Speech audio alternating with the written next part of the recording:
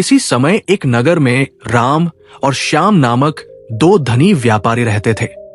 वे दोनों ही अपने धन और वैभव का बड़ा प्रदर्शन करते थे।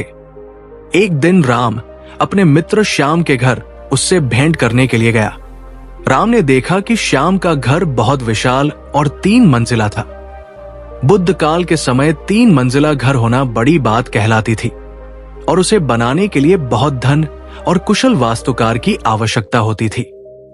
राम ने यह भी देखा कि नगर में सभी निवासी श्याम के घर को बड़े विस्मय से देखते थे और उसकी बहुत बड़ाई करते थे। अपने घर वापसी पर राम बहुत उदास था कि श्याम के घर ने सभी का ध्यान खींच रखा है। उसने उसी वास्तुकार को बुलवाया जिसने श्याम का घर बनाया था। उसने वास्तुकार से श्याम के घर जैसा ही 3 मंजिला घर बनाने को कहा।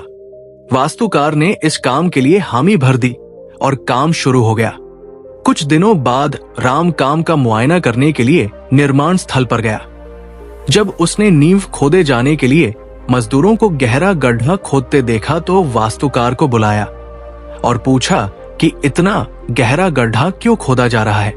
मैं आपके बताए अनुसार 3 मंजिला घर बनाने के लिए काम कर रहा हूं। वास्तुकार ने कहा, सबसे पहले मैं मजबूत नींव बनाऊंगा, फिर क्रमशः पहली मंजिल, दूसरी मंजिल और तीसरी मंजिल बनाऊंगा। राम ने कहा, मुझे इस सबसे कोई मतलब नहीं है। तुम सीधे ही तीसरी मंजिल बनाओ और उतनी ही ऊंची बनाओ जितनी ऊंची तुमने श्याम के लिए बनाई थी। नींव की और बाकी मंजिलों की परवाह मत करो। वास्तुकार ने कहा, ऐसा तो नहीं हो सकता। राम ने नाराज होकर कहा, ठीक है, यदि तुम ये नहीं करोगे तो मैं किसी और से करवा लूंगा। उसके बहुत खोजने के बाद भी उसे कोई वास्तुकार नहीं मिला जो बिना नींव के घर बना सके। वास्तुकार खोजते खोजते राम किसी ग्राम में पहुंच गया जहां बुद्ध भगवान की सभा चल रही थी। वहां जाकर राम ने बुद्ध को अपनी समस्या बताई और समाधान जानना चाहा।